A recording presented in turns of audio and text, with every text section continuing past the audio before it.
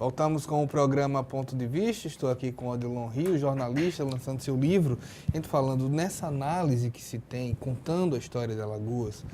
É comum se chegar a histórias de antes da década de 60, pós-década de 60. Por que antes? Porque você tinha também em Alagoas, está na bandeira de Alagoas, uma tradição do algodão. Exatamente, o algodão. Você tinha um setor têxtil forte até a década de 60. E a esse setor têxtil se dedica muitas vezes à manutenção de grupos como Guerreiro, Reisado. Essa relação de um Alagoas têxtil com a relação com a Alagoas da cana, Alagoas perdeu como monocultura? Perdeu muito.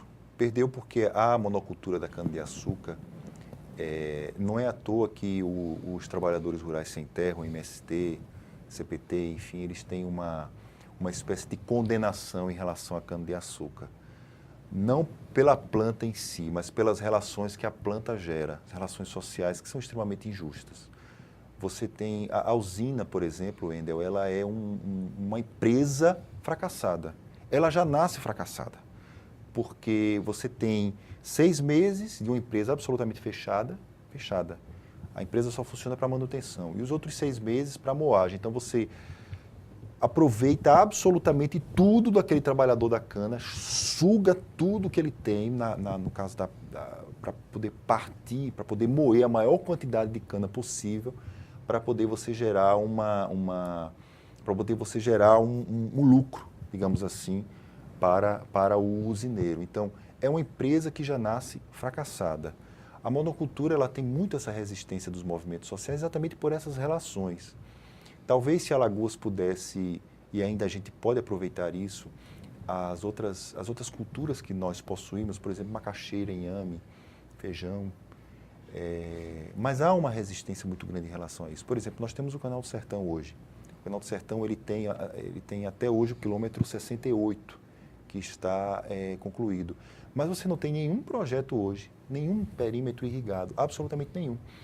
É lindo você ver lá e tal, você vê a classe política alagoana comemorando, liga as turbinas, liga as torneiras, liga não sei o quê, mas você não tem nenhum perímetro irrigado numa região em que o Canal do Sertão atravessa, que é dominada, absolutamente dominada pelos coronéis alagoanos. Vocês têm os coronéis que dominam a política local, principalmente ali pelas bandas do sertão. Você colocar perímetros irrigados ali, com pequenos produtores produzindo alguma coisa, isso é extremamente revolucionário. E eu, particularmente, acho, e aí é um achismo, porque eu não sou economista, não sou antropólogo, não sou cientista social, e eu tenho toda a liberdade de errar. Então, eu sou jornalista, então eu tenho absolutamente a liberdade de errar. Eu acredito que vai ser muito difícil se implantar um sistema de agricultura familiar naquela região, muito difícil, porque você vai ter que mudar toda a mentalidade que existe, principalmente do coronel. O Quilombo dos Palmares, e a gente mostra um pouco disso no livro, no livro reportagem, o Quilombo dos Palmares foi destruído porque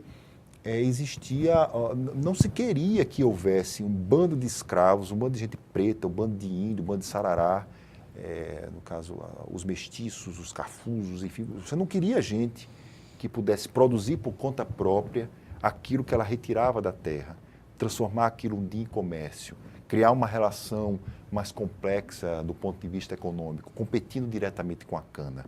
Então você não queria isso. Então o fenômeno do Quilombo dos Palmares, ele é tão semelhante, e aí alguns dos nossos estudiosos que a gente pega no livro Alagoas 200, eles pegam isso. Ele é tão semelhante, por exemplo, ao que aconteceu em Canudos, muito semelhante. Você não quer que aqueles trabalhadores possam ter uma vida própria, independente do sistema como foi criado. Aí você cria uma série de situações. São ladrões. São estupradores. São assassinos. São isso. Aí você cria uma situação para poder desmistificar, que muitas vezes não tinha nenhum lastro com a verdade, ou se tinha lastro com a verdade, às vezes acontecia com 1 ou 2, enfim. E aí você diz, olha, esse pessoal tem que ser exterminado. E aí você consegue o apoio da população local para poder levar as tropas para ali para o topo da serra da Barriga, lá em União dos Palmares, que antigamente era Pernambuco, para poder fazer o que eles fizeram. Então, essa resistência, eu acredito, Wendel, que o livro Alagoas 200, eu cheguei a essa conclusão, de que se a gente consegue entender um pouco da alma de Alagoas, principalmente a alma da nossa violência, a gente consegue desvendar muito a respeito do fenômeno do Brasil, da violência brasileira, da história do Brasil. A gente consegue desvendar porque os elementos que a gente vê nesse microcosmos que é Alagoas, em suas pequenas relações, quando a gente expande para o Brasil, a gente vê os coronéis que dominam a política urbana lá no Rio de Janeiro, com as suas UPAs e dominando também as UPAs. Nós vemos o caudilismo lá no Rio Grande do Sul, nós vemos o populismo muito ligado lá a São Paulo. Isso são elementos que sempre existiram por aqui e ainda existem. E essas relações são colocadas. Muitas vezes, os nordestinos, como um todo, são vítimas de um preconceito. Exato. Eles são... De se colocar como se houvesse um tipo de, apenas aqui, coronelismo, exploração. Pois é, exatamente. Não abre, muitas vezes, aí é a pergunta, a relação de Alagoas, da história do alagoano com a história de Alagoas. Não é muito próximo do brasileiro com a história do Brasil? Sim, completamente próximo. E você tem essa diferença que se quer colocar a respeito das regiões é uma diferença tola. Porque o nosso Brasil, apesar de ter sido colonizado, é verdade, por povos diferentes, a colonização portuguesa não foi a mesma colonização alemã, italiana, os propósitos eram diferentes, os objetivos eram diferentes, porém, essa alma nacional, essa essência do Brasil, ela existe, ela percorre cada centímetro quadrado de Alagoas, cada quilômetro quadrado de Alagoas, você tem essas relações. Você tem o antigo e você tem o novo. Você tem o coronel que ainda domina a política lá do interior do estado, com a família em decadência, mas ele conseguiu substituir. Mas você também tem o coronel que domina o bairro X, o bairro Y, o bairro Z. Você tem o policial militar que é aposentado e agora na reserva ele tem um porte de arma e ele montou uma empresa de segurança meio que nas coxas e ele faz segurança ali pelo conjunto tal, ele enfim, distribui elimina aquelas pessoas que são consideradas, digamos assim, pessoas que não são do bem. Então, mantendo, enfim, uma frase até que tem no livro de Graciliano Ramos, no livro Infância, que ele diz assim, de um pistoleiro, e aí quando se pergunta para ele, o senhor já matou alguém? Ele disse, não, nunca matei ninguém, eu só matei cabra safado. Eu nunca matei homem de bem, então ele já matou um monte. Mas tudo era cabra safado. Que parte do início de se desumanizar a vítima. Pois é, e aí você vê isso hoje no Brasil. Você tem quase 60 mil mortes no Brasil, 56 mil mortes no Brasil por ano. Todo mundo que morre, você não matou ninguém, você matou cabra safado. Então você tem 56 mil cabra safados que morreram todo ano. Essa é a essência que eles querem fazer com que a gente acredite. Quantos brasileiros não estão torcendo por uma chacina nos presídios hoje? Pois é, e que não vai melhorar em nada. E você veja que essa nossa violência, a violência de Alagoas, essa paixão pela morte que nós temos, é a paixão pela morte que nós vemos no Brasil.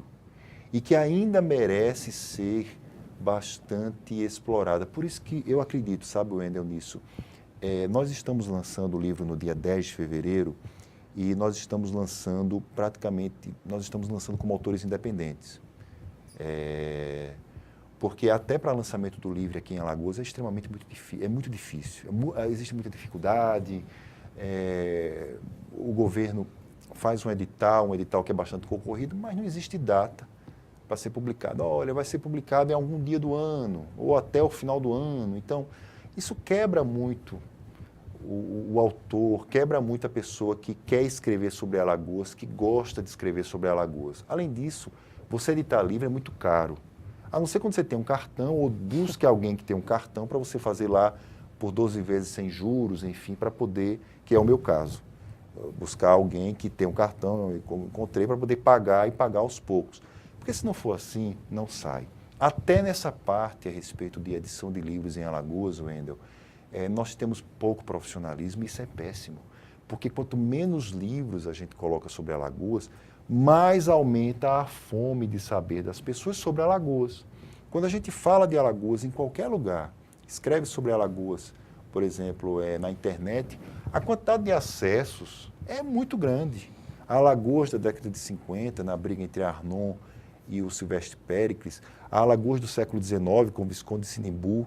Então, toda vez que a gente fala de Alagoas, há uma corrida muito grande das pessoas que vão atrás disso. Elas querem saber dessa Alagoas que elas não veem na escola, dessa Alagoas que elas não têm acesso aos livros, apesar da quantidade estúpida de livros que o professor Douglas Aprato escreveu, que o Dirceu Lindoso escreveu, Sávio de Almeida escreveu, que Cícero Péricles escreve, enfim, eles escrevem muito sobre Alagoas, mas essa Alagoas deles, construída e pesquisada por eles, ainda não chegou ao povão, ainda não chegou ao dia a dia, ainda não chegou a nós.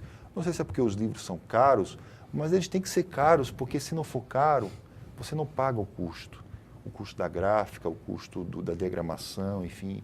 Infelizmente, você trabalho, tem. Exatamente. Pesquisado. Por isso que a gente conclama, a gente pede a você que está em casa nos assistindo, que compareça. Nós iremos lançar 2 livros.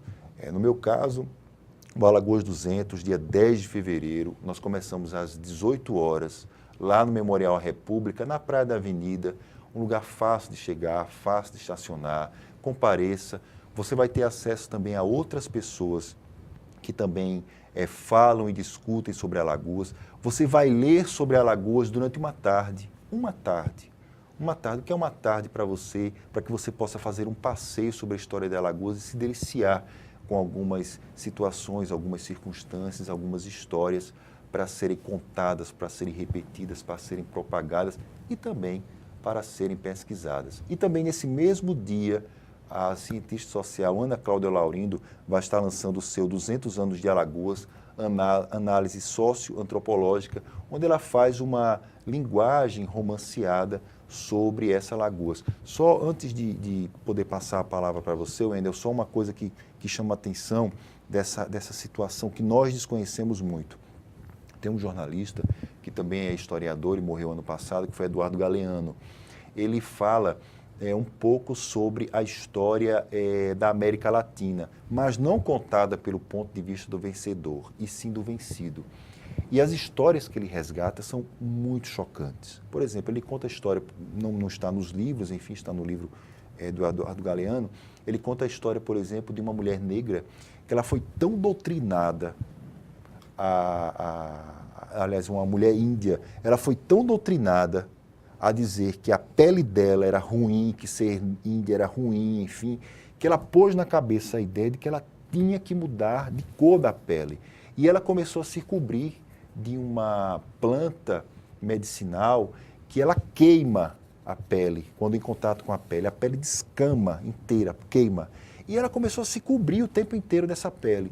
E ele descreve, ela se apaixonou, um rapaz de Portugal, enfim, se apaixonou por ela, os dois tiveram uma prole, enfim, mas ele não aceitava o fato dela ser negra, e para ficar com ele ela tem que mudar.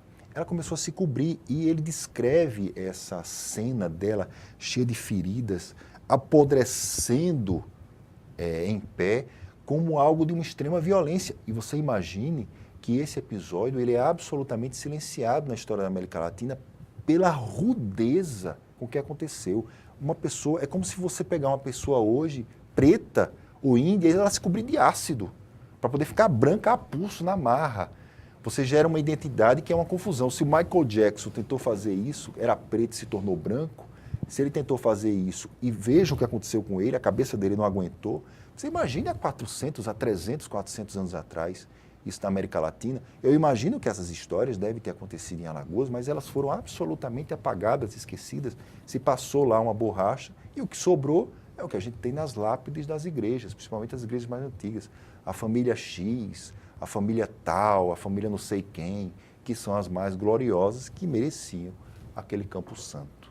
Pois bem, nós vamos para o nosso último intervalo, nós voltamos daqui a pouco com mais informações, mais entrevistas aqui com Odilon Rios.